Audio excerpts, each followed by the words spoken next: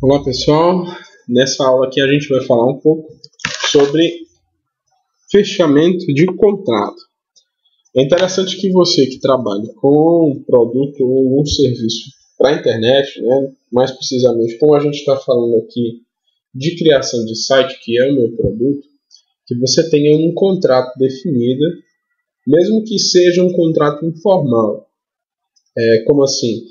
Que não seja um contrato registrado em cartório, mas que você tenha um papel chamado lá contrato, em que você assine e o seu cliente assine.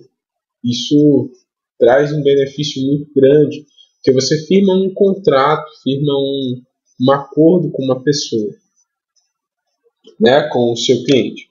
Então, o que é contrato? Basicamente, ele é um acordo feito entre duas ou mais pessoas com a obrigação de fazer não ou não parte de alguma coisa. Ele é muito importante, torna o informal em formal e ele traz de forma bem clara os direitos e deveres de ambas as partes. Então é importante, muito importante, que você realmente trabalhe com contratos. Mas, para que você entenda melhor, o que é que a gente tem nos contratos, né? Os contratos geralmente são separados por diversas cláusulas. Dentre elas, é importante que você tenha um resumo explicando o objetivo do contrato, né? A gente traz aqui um modelo falando mais ou menos da seguinte forma como eu utilizo no meu, né? O presente contrato tem como objetivo a formulação de um conjunto de páginas eletrônicas e gráficas, aqui denominado por site ou homepage, para uso exclusivo da internet como referência. Referências institucionais da contratante, demonstrando seus produtos e serviços de tecnologia. Então, de forma bem clara e sucinta, a gente explicou aqui o objetivo do contrato.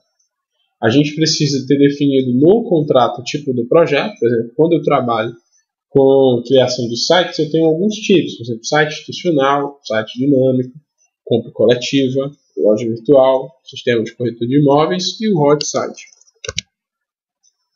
Então, o que deve ter no contrato?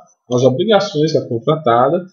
Quem é a contratada? A contratada é você, né? Então, se você tem um produto, a empresa, o cliente está ali contratando, você é a contratada.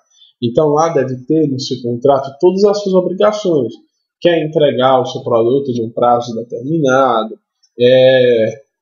que você deve falar que a produção do conteúdo deve ter determinado nível de qualidade, que deve ter a obrigação de tratar com o cliente em caso de dúvida. E à medida que você for elaborando, você vai vendo quais realmente deve fazer uma listagem aí de realmente quais são as suas obrigações, né, no que é que você trabalha. As obrigações do contratante, por exemplo, no meu caso, quais são as obrigações do contratante? Responder o briefing, entregá-lo até o início, realizar o pagamento do registro do domínio e ativação da hospedagem.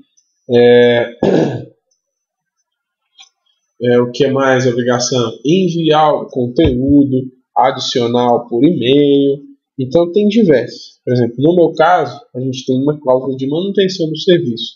Para quem quiser fazer manutenção e fechar a manutenção do site comigo. Então a gente pode ser adicionado. No contrato deve ter de forma bem clara o preço e a forma de pagamento que foi fechado. Deve ter uma cláusula falando da rescisão contratual, se existe multa, se não tem. É interessante também você ter lá o caso do não pagamento, que é que acontece, né, com o seu cliente, ou com você, ou com o projeto, caso não seja realizado o pagamento. O prazo de vigência, se esse contrato tem uma duração, né, de um ano ou menos. Falando sobre as etapas do desenvolvimento e um cronograma claro. Né? É importante que você deixe todas essas informações claras no seu contrato.